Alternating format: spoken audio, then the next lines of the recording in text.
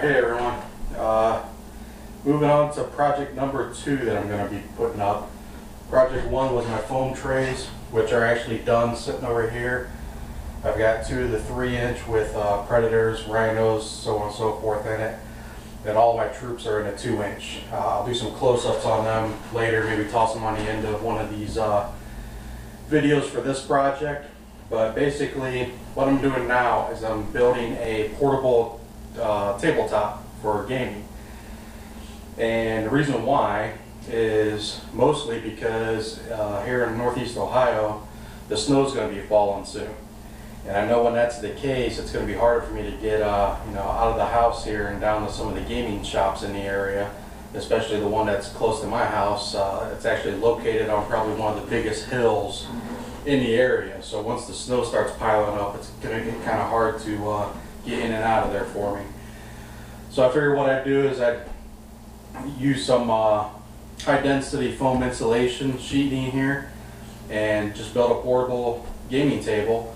Again, I'm in my dining room here, so what I've done is this is an 8-foot by 4-foot piece. It costs about 20 bucks. What I'm going to end up doing is measuring from one end in about 2 feet here, and I've already drawn my line here, but I'll get some more close-ups of this stuff too as I move forward. It's just kind of an overview of what's going on. So 2-foot section here, I'm going to cut it across the entire sheet width-wise here, and that'll leave me 6-foot by 4-foot for the normal gaming table. And then also what I'm going to do is I'm going to cut that down the center again. I haven't decided if I'm just going to leave it in 3 separate pieces or if I'm going to try to hinge this. It's either going to end up hinged or use some kind of like big staples or something that I can kind of take in and out of the 2 pieces to hold them together when we're actually, got them together trying to game on top of, one piece is shifting around. But I figure this way we've got 6-foot by 4-foot for the normal, and I've still got the 2-foot extension that can be added on for apocalypse games and stuff. So it kind of works out because my dining room table is the same size as these stools here that I have for another table over here in the corner. So when we have apocalypse games, I can just toss 2 of these stools underneath that 2-foot section and we're good to go. But again, this thing's portable, so it doesn't always have to stay here. It's going to be 6-foot by 2-foot sections and then the 4-foot by 2-foot section. So I could easily toss this into my truck and take it to somebody else's house if we want to game somewhere else. But my idea is I'm going to end up, once it's all cut, I'm going to have one side of it, which I'm going to use some PVA glue here. This is just wood glue. Going to kind of spread it around with a cheap brush here that I bought for $1 because I know it's going to get ruined anyways. But I'm going to put glue down to make sure I seal this surface, because then I'm going to put some paint, textured paint, down on it. Probably end up with either like an asphalt or gravel or dirt or desert kind of look on one side. Then on the other side, I'm just going to go the regular green felt material and just put that on the other side. So that way we have a couple options of what type of theme or scenario we want to do. But some of the other tools, so I already mentioned the glue, paintbrush. I went ahead and got a bigger utility knife. The one I was using, quite a bit smaller. Again, I'll show close-ups of this stuff later too, so don't get too worried, guys. But I wasn't sure if it would actually be strong enough to really get through this material. So I went ahead and got a little bit more heavy-duty one. Tape measure again, want to make sure that you're getting this stuff measured well. I've already measured off my 2-foot here. Get something that you can draw across a straight line with. In this case, I had some pieces of fiber material that I had in the basement left over from another project, and it just so happened that it was just about 4 feet, so I just marked off down the side and then brought it across the top about 1/2 inch on both sides. Then I just lined it up, took my Sharpie and just drew the line across. And I got lucky because the sheet that I bought this morning, I went ahead and measured it, and there's a little line snapped across in several places here.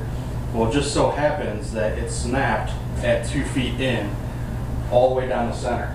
so I don't even have to draw that second line. I've already got a line there that I can use to cut the long way for the second cut. So that's pretty much it. 2 cuts. Mention the materials, Sharpie or something else you can draw a line with. Something straight edge, or if you've got a chalk line, you know, you can always just snap a chalk line across it. So a tape measure, utility knife. In my case here, you know, you wouldn't even have to, you know, put any other kind of surface on this really if you didn't want to, but, you know, of course I'm going to end up doing something different, you know, on both sides. But the other side of this has no writing on it. This has all the Owens Corning logo and everything on it, but the other side's blank. But that's pretty much it. I'm going to work on this off and on today while I'm doing some other stuff, and I'll keep you guys posted. As I start making some of these cuts with what I'm doing, I'll get the camera off the tripod and kind of give you guys some close-ups of what I'm doing as well. But it sounds real easy, so I'm going to give it a shot, and hopefully, you know, I can give you guys some updates and more ideas of things you can do on your own.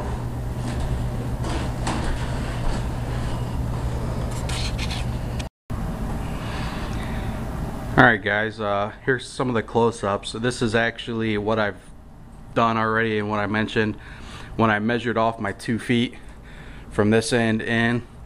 I just marked on the side here and then brought it up the top, and then just brought my straight edge that I was using here up to it, and then I just drew the line straight across there.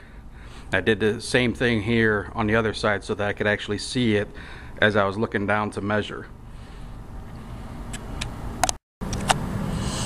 Alright guys, again, you can see I've snapped my line here and drawn it right at 6 feet.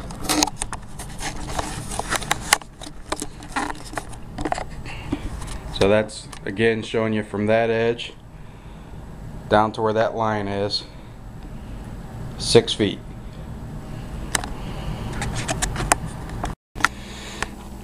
Alright, and then for the cut across, we've got the side cut here. Again, as I mentioned, I got lucky. See if we can pick it up on this or not. So I'm gonna go 2 feet, so that's our halfway mark because it's 4 feet across. And if you can see here, this is what I mentioned. There's actually this line going the entire length of the board. So that's gonna make the second cut quite a bit easier because I don't even have to draw a straight line. It's already there for me. So that's it for now. I'm gonna do some cutting here in just a few minutes, and we'll do another short video after that. Thanks guys. Alright guys, here's the first cut made. As you can see, there's the length of the sheet, and I've got this cut and it's still hanging by a thread here, but I just wanted to show you a little bit of what I did.